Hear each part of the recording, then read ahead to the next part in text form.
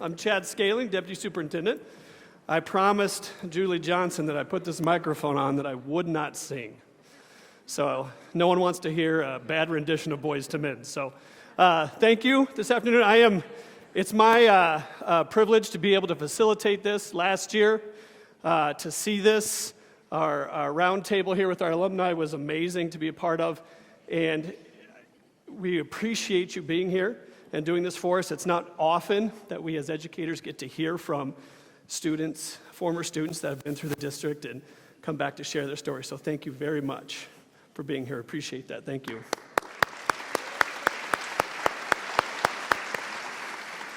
So we'll start with a few introductions. Kristen, we'll start with you. If you could share your name, the pathway that you took through Walled Lake, all three schools, and then what year you graduated. All right, you can hear me? Okay. I'm Kristen Colbert. I attended Dublin Elementary, Clifford Smart Middle School, and then Walled Lake Central, and graduated in 2000. I'm Michaela Zarnick. I went to Dublin Elementary, Clifford Smart Middle School, and Walled Lake Northern, and I graduated in 2012. Good morning, everyone. Daniel A. Washington. I went to Mary Helen Guest, what was Walled Lake Middle School. Then they rebranded to Geyser Middle School. I still don't know what Geyser means. And then I went to Walled Lake Western, and I graduated in 2011. Awesome. Fantastic. Thank you for being here. Kristen, we'll start with you for this question. Share with us where your journey has taken you after high school. I attended Michigan State University for undergraduate, and then continued on to get my doctorate degree in clinical psychology from Michigan State, and completed some education at University of Chicago, and then took a faculty position out at University of Nevada, Las Vegas, moved to a faculty position at Wayne State University, and then now I am back at Michigan State University in a research scientist position. Great. Fantastic. Michaela? After Northern, I did my undergraduate at University of Michigan. Then I did a year with the Jesuit Volunteer Corps, and I lived in Portland, Maine, and where I did special education for teens, tweens, and young adults with developmental and intellectual disabilities. I did aftercare and respite programs. Then I moved down to Atlanta, and I lived there for 5 years. And while I was there, I got my master's degree in public health at Emory. And since then, I've been working at the Centers for Disease Control, or CDC, ever since. I'm a health scientist there. All right. Great. Daniel? So I'm going to be honest. I begrudgingly went to Wayne State University. I didn't want to go. But after that, I graduated early, and I popped around to a couple corporate spots in downtown Detroit. Didn't really like the corporate vibes, so started my own thing called Detroit Dough. Was the first to put edible cookie dough in movie theaters across the nation. Was excited about that and kind of pivoted because I cared more about my community and where I was from, so I started a nonprofit, and I've been there ever since. So my baby's been growing, and super excited about it, and super excited to make an impact. Awesome. Thank you, Daniel. Thank you. Michaela, we're going to get you started with this one. How has your education in Walled Lake impacted your journey? So I would say that a lot of me as a whole person, so not just me, the health scientist, but me as Michaela, the mom and musician, all of the above, really started at Dublin. So I started the music program at Dublin. I had Mr. Herbert, who I think is retired at this point. He gave me my first start in my very first musical. So ever since then, it really fostered my love of music. And from there, at Clifford Smart, I had a really wonderful science teacher, Mrs. Buller, and then she taught me to also love science, and that science is accessible and for girls, which seemed kind of controversial in 2007, or 2006, actually. And then I had Mr. Connell in 8th grade who said, science can be hard, but you can do it. And so those combined really married my love of, I didn't have to just do music, I could also do science. And then by the time I got to Northern, I was like, I'm going to do science. I'm going to do something with sciences. I'm going to do music on the side. And so when I got to Northern, the skills that I really needed to develop were my writing skills in order to be the published scientist that I am today. So I had Mr. LaPlante, I know I'm giving names already, this is kind of early, but his writing class was just absolutely phenomenal, who really pushed me really hard. And so the writing skills that I have now, I used in college. I knew I was way better than any other writer in my entire first year cohort at Michigan because of the writing skills that I developed at Weld Lake Northern. And so now as a health scientist and a musician on the side, I do music ministry for my church. You know, I'm singing constantly, I'm writing constantly, and these are skills that started when I was 6 years old in Weld Lake schools. Awesome. Thank you. I think for me, it was the opportunity to have the space, grace to figure it out. I think, you know, as educators, you all have done a great job historically in giving the child the confidence to go and excel. And I said this even at my time at Wayne State is, you know, what I really appreciate about good educators such as yourselves is that you all can have the foresight to prepare a child beyond their experiences in your classroom. And I think for me, that was what's really impactful. You know, I had teachers like, you know, I think about Miss Carrie Martin, I think about Dan Ristow, I think about Yolanda Bloodsaw. You know, I'm talking about not just educators, but even the administrative side, what I don't think gets enough talked about. You had educators and administrators who really cared about the kid, each individual kid, and cared enough about me and my family to say, hey, you're bound for greatness. I got affirmations in classrooms that, you know, some kids never experience at home, you know. I was grateful to have that at home, but to have that in the classroom was so imperative, right? To know that there was opportunities outside of the four walls that you experience every single day and getting prepared for that next level, that meant the world for me. So when I graduated, it was like, hey, I don't gotta go to Wayne State. I mean, it's cool, I went to Wayne State, but I don't have to. I can go make an impact on this world completely different outside the education system. And I think that's what educators can do, is plant that seed in the child's mind to really go and do incredible things. Thank you, Daniel.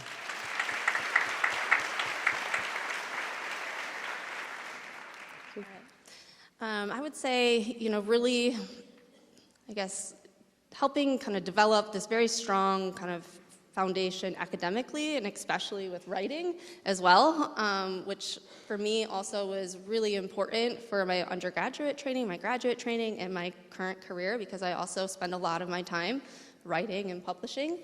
And then I think also just instilling a lot of values like intellectual curiosity and accountability and perseverance. And I just, you know, when I reflect back, I have so many different teachers that I could, you know, acknowledge, but that were just very dedicated and supportive and really took the time to get to know me as a person, as a student, and help identify my strengths, continue to challenge me just so I could reach my full potential. Awesome. Thank you.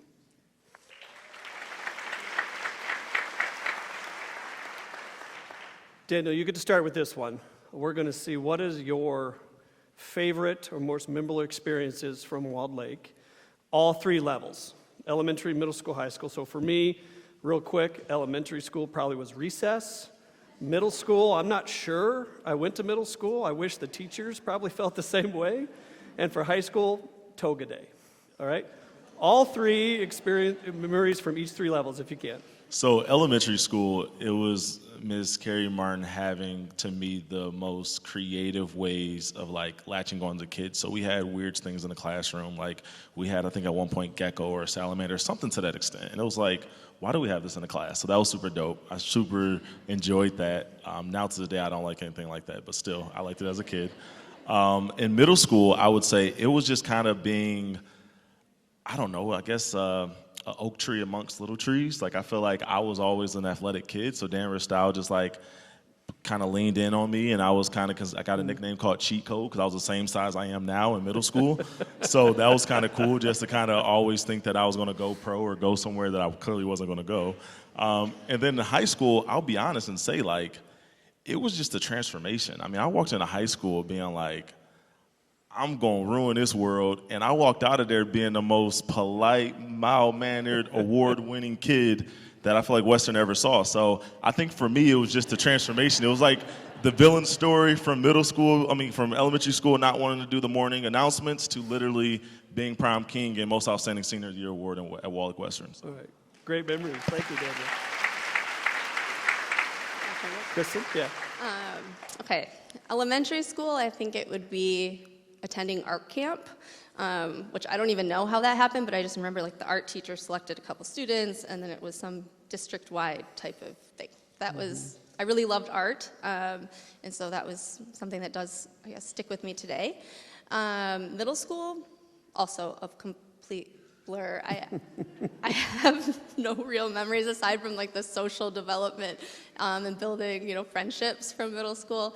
High school, I don't think I have a very distinct memory, but I think a lot of my positive memories come from running cross country, and I would say all of the feelings of success and achievement that came with completing a really hard workout, the support that we gave one another, all of the team building activities and spaghetti dinners before races. And so I think just overall, the memories that are tied to cross country kind of stand out to me. Yeah. Okay.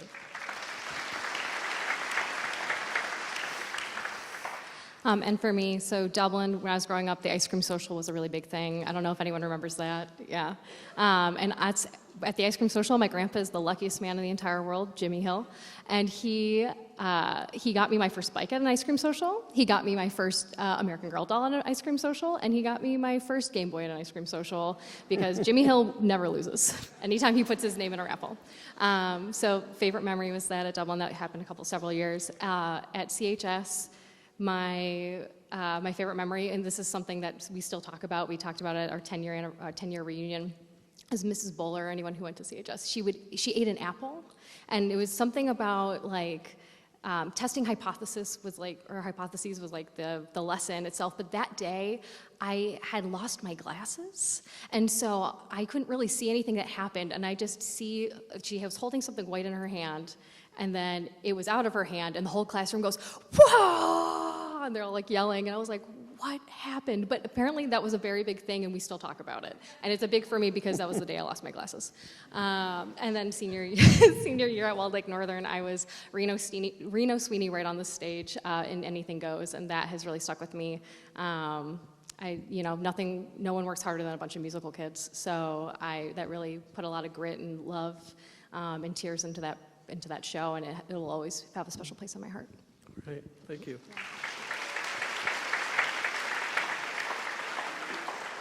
Get asked this question a lot, and it's about a teacher that has impacted you.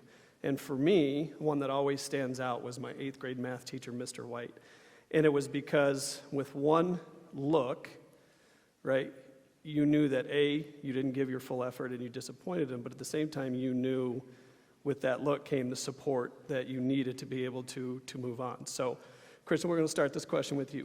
Which teacher or teachers do you feel had a significant impact on your Walled Lake experience? Okay, I'm going to go with multiple teachers. So I think, starting in elementary school, I would say I had Miss Pence and Mrs. Maxwell, who I think just instilled my love for learning. And then in high school, Miss Perfetti, I think was, somebody who really created this environment within the classroom that really pushed students to think critically, to ask hard questions. And I think she also started to give more of like a worldwide view outside of the little bubble that we were so used to within Walled Lake or the community. And then I think Mr. Darton also was really instrumental in terms of, I would say, creativity and kind of thinking outside of the box and just a kind of independent thinking. And I think he also helped me gain an appreciation for just kind of the power of words. And then just thinking about kind of my trajectory and where I am, I think Mr. Malott, who was my cross-country coach, recognized interpersonal strengths and like my ability to connect with others and support others, and I think that was something I hadn't necessarily recognized within myself, and I think that might have planted the seed for me to kind of pursue the field of psychology. All right, thank you.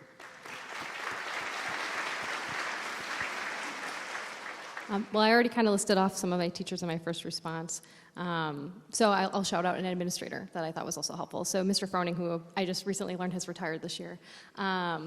He was one of the most supportive people in my time here at Walled Lake Northern once he was finally here. I only had him for a couple of years. But it was I was a student council kid. I did the musical. I was up in everyone's business. I did everything. So to be able to, I had to go to him a lot in order to be like, okay, Mr. Froning, I have this idea. I think I want to do this fundraiser, or I want to do, I want to do this with like the first year students. I want to do that. So I had to go with him to get a lot of permissions to do things for student council, for choir, for the musical, and things like that. And he was always so supportive, and he would always listen really intently. And he never made me feel like I was a child in that situation. He always made me feel heard and understood, and he gave me the respect and the time to really answer my questions, think thoughtfully if that is, was appropriate, we could do, or wasn't. And I really, really valued just how much respect I felt being able to like work with him, and then having to work with him 10 years later on our high school reunion. It was, it was just like talking to an old pal. It was really, really cool. So I would say just respect for administrators, for really ambitious students. It was really helpful. Thank you. So kind of like you, I definitely have already shouted her out, but I'm going to do it again. So you better love this, because I think I see you in the crowd. But Miss Martin, undoubtedly. I think for me, it was her sensibility about being a human.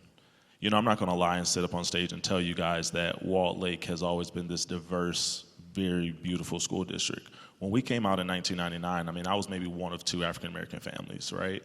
And there was experiences that I had early on in my education where I'd question, did I belong? And not because of my academics, but because of the color of my skin. And I think that Miss Martin really did an amazing job very early on with me having two older brothers, an older brother and an older sister.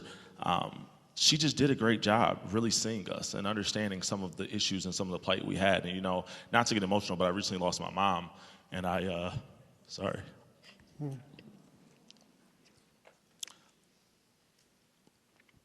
I think about Miss Martin losing her husband early on in her teaching career. And I recently thought back to that and said, the grace that she had, the humility that she had to show up for the kids every day, that's what's been able to power me through my work. Yeah. So, shout out to you. Continue to do what you do. Yeah. Thank you, Daniel. Thank you.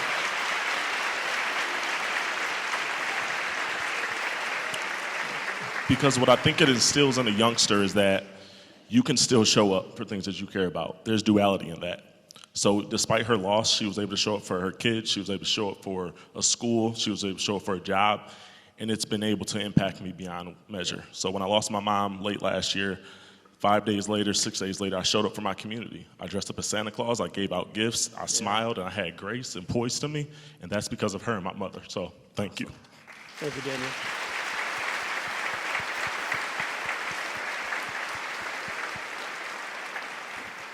I have a son. My youngest is transitioning from 8th grade to 9th grade. He'll be his first time in high school. And his older sisters, who are a sophomore in college and senior in college, have been giving him advice, right? And it's been fun to listen to. Actually, it hasn't been fun at all to listen to what they've been sharing with them. So the last question here that we'll wrap up with is, what advice would you give our teachers here and our staff here to help them better assist students this school year? We're going to start. Oh, yeah, I lost track. I think, yes, Michaela, sorry, yes. So the piece of advice that now that I'm learning now that I'm a mom of a school-age child is that sometimes, so for some of you in this room, or maybe even quite a bit of you in this room, the children that are in your classroom, you will probably see more than some of their own parents. You're with these kids 40 hours a week and sometimes more. And, as parents, sometimes we only get the weekends with our kids. And so what you say matters. The time you invest in those kids matters. Seeing their potential matters. And pushing them and knowing that they are capable of doing incredible things with a little bit of tough love. And also knowing that you may be the only voice that they hear of love in that week for some kids. So, don't take that lightly. Thank you, Michaela. Despite how hard it gets, I would say, because we all have personal lives, what I would say is remember that above all else, you are the nurturers of our future. I'm going to say it again. You all are the nurturers of our future. Without you all, our future is bleak. Without the investment and the sacrifice that you all make, our future is bleak. So embrace that. take pride in that. No matter how hard it gets, no matter how frustrating a youngster, or even though, as my mom will say, a stand up in the corner is, what I was at 12th grade, big as a man and ready to, and tell somebody off. Continue to stay encouraged in knowing that we need you all to continue to pour into the lives of our youngsters, because they are indeed our future, no matter how we like it. So stay encouraged. Thank you, Daniel. Kristen? So I would say, focusing on creating a supportive environment, and I think remembering that so much of learning and development is happening outside of the structured or formal lessons that are given. It's really the connections that you're making and the encouragement, providing those opportunities for students to really start to identify their interests and their passion. And I also think, thinking about performance, whether it's academic or athletic performance, that so much of that can be impacted by the way in which one is thinking about themselves or their beliefs about themselves or their abilities. And so really just, looking for opportunities to help build confidence and to help kind of rewrite or help them rewrite any sort of negative scripts that they might have mentally in their mind that could, hinder their ability to actually reach their potential. Awesome. Kristen, thank you. Christian, Michaela, Daniel, thank you so much for being here. This really means a lot to all of us to hear your stories and help us better work to support the students that will be coming through us. So thank you. One more round of applause for our alumni. Thank you so much. Thank you.